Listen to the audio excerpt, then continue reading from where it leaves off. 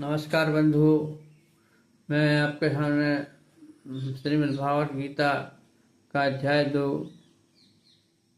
गीता सार का श्लोक क्रमांक 60 से श्री गणेश 17 हूँ, जो कि श्लोक क्रमांक 59 से विश्राम दिया गया था। आशा है आपको भागवत गीता के श्लोक के अर्थ भावार्थ अच्छे लग रहे हों। अच्छे लगते हैं तो कृपा जी कमेंट करके बताएं और सब्सक्राइब करें। राधे राधे। हे अर्जुन, इंद्र इतनी प्रबल तथा वेगवान हैं कि वे उस विवेकी पुरुष के मन को भी बलपूर्वक हर लेती हैं जो उन्हें वश में करने का प्रयत्न करता है। तात्पर्य यह है कि अनेक विद्वान ऋषि दार्शनिक तथा अध्यात्म आदि इंद्रियों को वश में करने का प्रयत्न करते हैं, किंतु उनसे बड़े से बड़ा भी कभी कभी विचलित मन के कारण इंद्रिय भोग का लक्ष्य बन जाता है। यहाँ तक कि विश्वामित्र जैसे महर्षि तथा पूर्ण योगी भी इंद्रिय भोग का लक्ष्य बन जाता है। यहाँ तक कि विश्वामित्र जैसे महर्षि पूर्ण योगी भी को भी मेनका के साथ विषय भोग में प्रवृत्त होना पड़ा, तब वे इंद्र निग्रह के लिए कठिन तपस्या तथा योग कर रहे थे। विश्व इतिहास में इसी तरह के दृष्टांत हैं तथा पूर्णतः भावना भवित हुए बिना मन तथा इंद्रियों को वश में कर सकना अत्यंत कठिन है। मन को कृष्ण में लगाए बिना मनुष्य ऐसे भौतिक कार्यों को बंद नहीं कर सकता। परम साधु तथा भक्त जगन्नाथ ने एक विषय उदाहरण किया, कहते हैं यदि नामदारिंदे नव नव वर्ष तथा मनवतम रत्नमाशीर तद विधिवत नारी संग में स्मृतमाने भक्ति मुख विकार सृष्टु निष्ठमनम चा। जब से मेरा मन भगवान कृष्ण के चरणारविंद से मन लग गया है, तब से मैं नित्य नव दिव्य का अनुभव करता रहा हूँ। तब से स्थिर शंकर आते हैं मेरे मन में उधर से फिर जाता और मैं ऐसे विचार तू करता हूँ। कृष्ण भावना में दिव्य सुंदर वस्तु है जिसके प्रभाव से भौतिक भोग स्वतः निरस्त हो जाता है। यह वैसा ही जैसे कोई भूखा मनुष्य प्रचुर मात्रा में पुष्टिदायक भोजन करके अपने भूख मिटा ले। महाराज अम्बरीश में परम योगी दुर्वासा मुनि पर इसलिए विजय पा सके क्योंकि उनका मन निरंतर कृष्ण भावना में लगा रहता था। तानि सर्वाणी आसीत मत्परम वसे ही यस्येन्द्रियाणि तस्या प्रतिज्ञा प्रतिष्ठता। जो इंद्रियों को पूर्णतः वश में रखते हैं वे इंद्र संयमन करता है और अपनी चेतना को मन में स्थिर कर लेता है। वह स्थिर बुद्धि कहलाता है। तात्पर्य है, इस श्लोक में बताया जाता है कि योग सिद्धि की चरम अनुभूति कृष्ण भावना मृत्यु है। जब तक कोई कृष्ण भावना भाव नहीं होता तब तक इंद्रियों को वश में करना संभव नहीं है। जैसा कि पहले कहा जा चुका है कि दुर्वासा मुनि का झगड़ा महाराज अम्बरीश से हुआ क्योंकि वे गर्ववश महाराज अम्बरीश पर क्रुद्ध हो गए, जिससे अपनी इंद्रियों को रोक नहीं पाए। और दूसरी ओर यद्यपि राजा मुनि के समान योगी न था, किंतु वह कृष्ण का भक्त था और उसने मुनि के सारे अन्याय सह लिए, जिससे वह विजयी हुआ। राजा अपने इंद्रियों को वश में कर सका क्योंकि इसमें निम्न गुण थे और उसमें लिखित थे। राजा अम्बरीश ने अपना मन भगवान कृष्ण के चरणारविंद में स्थिर कर दिया और अपनी वाणी भगवान के धाम की चर्चा करने में लगा दी। अपने कानों को भगवान की लीलाओं के सुनने में था, हाथों को भगवान का मंदिर साफ करने में और अपनी आंखों को भगवान का स्वरूप देखने में, अपने शरीर को भक्त के शरीर का स्पर्श करने में, अपनी नाक को भगवान के चरणारविंदों में भेंट किए गए फूलों की गंध सूंघने में, अपनी जीभ को उन्होंने अपनी अर्पित तुलसी तलों का स्वाद करने में, अपने पाँव को जहाँ जहाँ भगवान के मंदिर हैं उन स्थान की यात्रा करने में, अपने सिर को भगवान को नमस्कार करने में तथा अपनी इच्छाओं को भगवान की इच्छाओं को पूरा करने में लगा दिया। उन गुणों के कारण भी भगवान के तत्व परम भक्त बनने के योग हो गए। इस प्रसंग में मतवर सत्य का अत्यंत सार्थक है। कोई मतवर किस तरह हो सकता है, इसका वर्णन महाराज अम्बरीश के जीवन में बताया गया। मतपर परंपरा के महान विद्वान तथा आचार्य श्री लल बलदेव विद्याभूषण का कहना है कि मत भक्ति प्रभावेन सर्वेन्द्रिया पूर्विका स्वात्म दृष्टि सुलभेति भाव। इंद्रियों का केवल कृष्ण भक्ति के बल से ही वश में किया जा सकता है। कभी अग्नि का भी उदाहरण दिया जाता है। जिस प्रकार जलते हुए अग्नि कमरे के भीतर की सारी वस्तुएं जला देती है, उसी प्रकार योगी के हृदय में से भगवान विष्णु सारे मलों को, अशुद्धियों को जला देते हैं। योग सूत्र भी विष्णु का ध्यान आवश्यक है, शून्य का नहीं। तथाकथित योगी जो विष्णु पद को छोड़कर अन्य किसी वस्तु का ध्यान धरते हैं, वे केवल मृग परिष्काओं की खोज में तथा ही अपना समय गंवाते हैं। हमें कृष्ण भावना भावित होना चाहिए, भगवान के प्रति अनुरूप होना चाहिए। श्री युग का यही उद्देश्य है। ध्यायतो विषयान्यसंगेष्ट पूजायते संग पंजायते काम कामत क्रोधो विजायते। इंद्रिय विषयों का चिंतन करते हुए मनुष्य की उनमें आसक्ति उत्पन्न हो जाती है, और ऐसी आसक्ति से काम उत्पन्न होता है, फिर काम से क्रोध प्रकट होता है। तात्पर्य जो मनुष्य कृष्ण भावना भावित नहीं है, उसमें इंद्र विषयों के चिंतन में भौतिक इच्छाएं उत्पन्न होती हैं। इंद्रियों को किसी न किसी योग कार्य में लगे रहना चाहिए। यदि वे भगवान की दिव्य प्रेम भक्ति में नहीं लगी रहेंगी तो निश्चय ही भौतिकवाद में लगना चाहेंगे या भौतिकवाद में लगे रहते हैं। इस भौतिक जगत में हर पड़े इंद्र विषयों में संलिप्त रहता है। जहाँ तक कि ब्रह्मा तथा शिवजी भी तो स्वर्ग के अन्य देवताओं के विषय में क्या कहा जा सकता है। इंसार के जंजाल से निकलने का एकमात्र उपाय है कृष्ण भावना, कृष्ण की भक्ति में रम जाइए, डूब जाइए। शिव जहाँ मग्न, किंतु जब पार्वती ने विषय भोग के लिए उन्हें उत्तेजित किया तो वे सम्मत हो गए, जिसके फलस्वरूप कार्तिकेय का जन्म हुआ। इसी प्रकार तरुण भक्त हरिदास ठाकुर को माया देवी के अवतार ने मोहित करने का प्रयास किया, किंतु विशुद्ध कृष्ण भक्ति के कारण वे इस कसौटी से खरे उतरे। जैसा कि यमुनाचार्य के उपदेश श्लोक में बताया जा चुका, भगवान का एक निष्ठ भक्त भगवान की संगति के अध्यात्म सुख का आस्वादन करने के कारण समस्त भौतिक इंद्रिय सुख को त्याग देता है। अतः जो कृष्ण भावना में नहीं है, वह कृत्रिम दमन के द्वारा अपने इंद्रियों को वश में करने में कितना ही शक्तिशाली क्यों न हो, अंत में असफल हुआ, क्योंकि विषय सुख के रंज मात्र विचार भी इंद्रिय तृप्ति के लिए उत्तेजित करता है। क्रोधाधिपति समोहम समोहात् स्मृतिविश्रमः सत्वंशात् विनाशो विनाशत् प्रणश्यन्ति। क्रोध से मोह उत्पन्न होता है और मोह से स्मरण शक्ति का विभ्रम हो जाता है। जब स्मरण शक्ति भ्रमित हो जाती है तो बुद्धि नष्ट हो जाती है, और बुद्धि नष्ट होने पर मन भवकूप में पुनः गिर जाता है। कृष्ण भावना मत के विकास से मनुष्य जान सकता है कि प्रत्येक वस्तु का उपयोग भगवान की सेवा के लिए किया जा सकता है। जो कृष्ण भावना मत के ज्ञान से रहित हैं, वे कृत्रिम ढंग से भौतिक विषयों में बचने का प्रयास करते हैं। फलते वे बंधन से मोक्ष की कामना करते हुए भी वैराग की चरम अवस्था को प्राप्त नहीं कर पाते। उनका तथाकथित विराग फल्गु तथा गौण कहलाता है। उसके विपरीत कृष्ण भावना भावी व्यक्ति जानता है कि प्रत्येक वस्तु का उपयोग भगवान की सेवा में किस प्रकार किया जाए। फलता वे भौतिक चेतना का शिकार नहीं होता। उदाहरण निर्वेशवादी के अनुसार भगवान निराकार होने के कारण भोजन नहीं कर सकते, अतः वह अच्छे खाद्यों से बचता रहता है। किंतु भक्त भगवंता जानता है कि कृष्ण परम भोक्ता है और भक्तिपूर्वक उन पर जो भी भेंट चढ़ाए जाते हैं वे उसे खाते हैं। अतः भगवान को अच्छा भोजन चढ़ाने के बाद भक्त प्रसाद ग्रहण करता है। इस प्रकार हर वस्तु प्राणवान हो जाती है और अधय पतन का कोई संकट नहीं रहता है। भक्त कृष्णा भावना में रहकर प्रसाद ग्रहण करता है, जब अभक्त इसे पदार्थ के रूप में निष्कार कर देता है। अतः निवेशवादी अपने कृत्रिम त्याग के कारण जीवन को भोग नहीं कर पाता, और यही कारण कि मन में थोड़े से विचरण से वह भावकूप में पुनः करता है। कहा जाता है कि मुक्ति के स्तर तक पहुंच जाने पर भी ऐसा जीव नीचे गिर जाता है कि उसे भक्ति का कोई आश्रय नहीं मिलता है। राधे मुक्तेषु विषानिंदस्तरणम् आत्मनिषेधात्मं प्रसादमादिगच्छति। किंतु समस्त राग तथा द्वेष से मुक्ति एवं अपने इंद्रियों को स्वयं द्वारा वश में करने में समर्थ व्यक्ति भगवान की पूर्णतः कृपा प्राप्त कर लेता है। तात्पर्य है कि पहले ही बताया जा चुका है कि कर्तव्य विधि से इंद्रियों पर बाह्य रूप से नियंत्रण किया जा सकता है, किंतु जब तक इंद्रियां भगवान की दिव्य सेवा में नहीं लगाई जाती तब तक नीचे गिरने की संभावना बनी रहती है।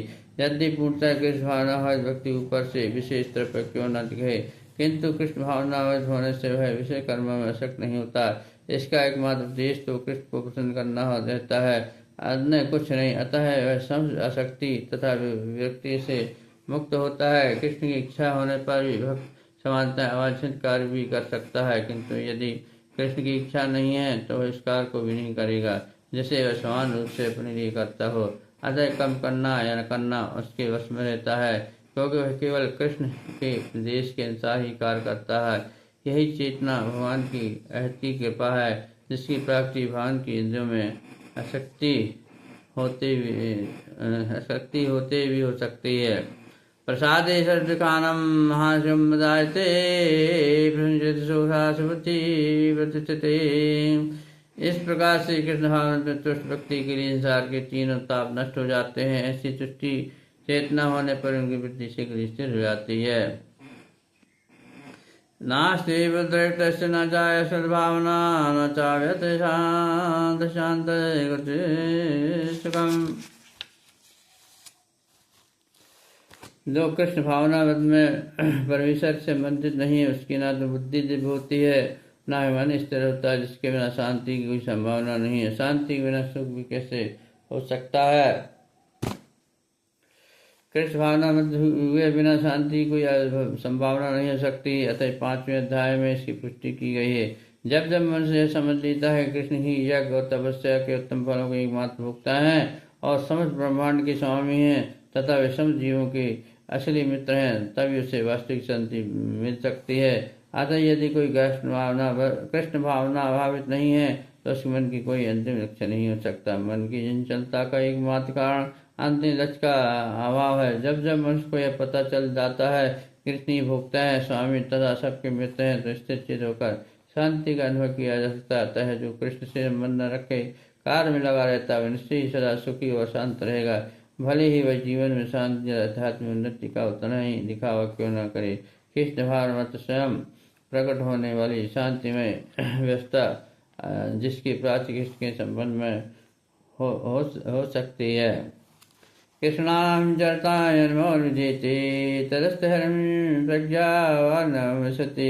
जिस प्रकार पानी में तैरती नाव को प्रचंड वायु दूर बहा ले जाती है, उसी प्रकार विचरण से इंद्रियों में से कोई एक जिस पर मन निरंतर लगा रहता मनुष्य की बुद्धि को हर लेती। तात्पर्य यदि सब इंद्रियां भगवान की सेवा न लगी रहे और यदि उनमें से एक भी तृप्ति लगी रहती है तो भक्ति को दिव्य प्रगति पथ में विकसित कर सकती है। जैसे कि महाराज अम्बरीश के जीवन में बताया गया, सब इंद्रियों को सुनना कृष्ण भावना में लगा रहना चाहिए, क्योंकि मन का वश में करने का यही सही विधि। तस्मात् दश महाबाहो निगृहीतानि सर्वशा इंद्रियार्थे व्यस्तस्य प्रज्ञा प्रतिष्ठता। अतः हे महाभाव, जिस पुरुष की इंद्रियां अपने अपने विषयों में से प्रकाश से प्रवृत्त होकर उस वश में है, उसी की बुद्धि इंद्रिय स्थिर है। तात्पर्य कृष्ण भावना मत के द्वारा या सारे इंद्रियों को भगवान की दिव्य प्रवृत्ति में लगाकर इंद्र तृप्ति की बलवती शक्तियों को दमित किया जा सकता है। जिस प्रकार शत्रुओं का दमन श्रेष्ठ सेना द्वारा किया जाता है, उस प्रकार इंद्रियों का दमन उसी मानवीय प्रयास के द्वारा नहीं अपितु उन्हें भगवान की सेवा में लगाए रख कर किया जा सकता है। जो व्यक्ति वह हत्या कम कर लेता है कि कृष्णाभाव के द्वारा बुद्धि स्थिर होती है, तो उसे इस कला का अभ्यास प्रमाणिक गुरु के पद प्रसन्न में करता है और साधक समोच्च का अधिकारी कहलाता है। या निशा सर्वभूतानां दशाम जागृतिम संयमी यश्याम जागृति भूतानि सा निशा पश्यन्तो मुने। जो सब जीवों के लिए रात्रि है वह आत्म संयम के जागने का समय है, और जो सम जीवों के जागने का समय है वह आत्मक्षम होने के लिए रात्रि है। तात्पर्य बुद्धिमान मनुष्यों की दो श्रेणियां हैं। एक श्रेणी को मनुष्य इंद्रिय तृप्ति के लिए भौतिक कार्य करने में निपुण होते हैं, और दूसरी श्रेणी को आत्मनिरीक्षक हैं, जो आप साक्षात्कार के अनुशीलन के लिए जागते हैं। विचारमान पुरुष या आत्मनिरीक्षक मुनि के कारण भौतिकता में लीन पुरुषों के लिए रात्रि के समान है। भौतिकवादी व्यक्ति ऐसी रात्रि में अनभिज्ञता के कारण आप साक्षात्कार के प्रति सोए रहते हैं। आत्मनिरीक्षक मुनि भौतिकवादी पुरुषों की रात्रि में जागे रहते हैं। मुनि को आध्यात्मिक अनुशीलन की क्रमिक उन्नति की में दिव्य आनंद का अनुभव होता है, किंतु भौतिकवादी कार्य में लगा व्यक्ति आप साक्षात्कार के प्रति सोया रहकर अनेक प्रकार के इंद्र सुखों का स्वप्न देखता है और उसी सुप्त अवस्था में कभी सुख तो कभी दुख का अनुभव करता है। आत्मनिरीक्षक मनुष्य भौतिक सुख और दुख के प्रति आत्मनिष्ठक रहता है। वह भौतिक घातों के से अविचलित रहकर आप साक्षात के कार्य में लगा रहता है। अपरिमाणमचलं भ्रष्टशतं समुद्रमापं प्रविशन्ति युद्धता तत्कामाया प्रसन्ति सर्वे साधनगामी। जो पुरुष समुद्र में निरंतर प्रवेश करती रहने वाली नदियों के समान इच्छाओं के निरंतर प्रवाह से विचलित नहीं होता है और जो शरीर स्थिर रहता है वह शांति प्राप्त कर सकता है, वह नहीं तो ऐसी इच्छाओं को नष्ट करने की चेष्टा करता है। तात्पर्य, यद्यपि विशाल सागर में सदैव जल रहता है किंतु वर्षा ऋतु में यह अधिकाधिक जल से भरता जाता तो भी सागर उतने पर स्थिर रहता है, ना तो विक्षिप्त होता है और न तट की सीमा का उल्लंघन करता है। यह स्थिति कृष्ण भावना भावित व्यक्ति की है। जब तक मनुष्य का शरीर है तब तक इंद्र तृप्ति के लिए शरीर के मांगे बनी रहती हैं, किंतु भक्त अपनी पूर्णता के कारण ऐसी इच्छाओं से विचलित नहीं होता। कृष्ण भावना भावित व्यक्ति को किसी वस्तु की आवश्यकता नहीं होती, क्योंकि भगवान उसकी सारी आवश्यकताएं पूरी करते हैं, अतः वह सागर के तुल्य होता है। अपने ही में सदैव पूर्ण सागर में गिरने वाली नदियों के समान इच्छाएं उसके पास आ तो सकती हैं, किंतु वह अपने कार्य में स्थिर रहता है और इंद्र तृप्ति की इच्छा से रंच भर भी विचलित नहीं होता है। कृष्ण भावना भावित व्यक्ति का यही प्रमाण है। इच्छाओं के होते भी वह कभी इंद्र तृप्ति के लिए प्रमुख नहीं होता, क्योंकि वह भगवान की दिव्य भक्ति में तुष्टि रहता है, अतः वह समुद्र की भांति स्थिर रहकर पूर्ण शांति का आनंद उठा सकता है। किंतु दूसरे लोग जो मुक्ति की सीमा तक इच्छाओं की पूर्ति करना चाहते हैं, फिर भौतिक सफलताओं का क्या कहना, उन्हें कभी शांति नहीं मिल पाती, कभी मोक्ष तथा योगी सिद्ध के कामी हैं। ये सभी अपूर्ण इच्छाओं के कारण दुखी रहते हैं, किंतु कृष्ण भावना भावित पुरुष सभी अपूर्ण इच्छाओं के कारण दुखी रहते हैं, किंतु कृष्ण भावना भावित पुरुष भाव सेवा में सुखी रहता है और उसकी कोई इच्छा नहीं होती, अतः वह तथाकथित भाव बंधन से मोक्ष की भी कामना नहीं करता। कृष्ण के भक्तों की कोई भौतिक इच्छा नहीं होती, इसलिए पूर्ण शांति है। राधे कृष्णा। बंधुओं भक्तजनों, श्लोक क्रमांक 70 क्या विश्राम दे रहा हूँ। इसके आगे का श्लोक का व्याख्यान दूसरे दिन किया जाएगा। राधे कृष्णा। आप थोड़ा भगवत भजन कर लें, प्रभु की इच्छा के से कारण कुछ नहीं हो सकता। राधे रमणी हरे गोपाल हरे हरे, राधे रमणी हरे गोपाल हरे हरे, राधे रमणी हरे गोपाल हरे हरे, हरे हरे गोविंदा गोपाला, भजले रे मन गोपाला, भजले रे मन गोपाला, कृष्णा कृष्णा कृष्णा कृष्णा।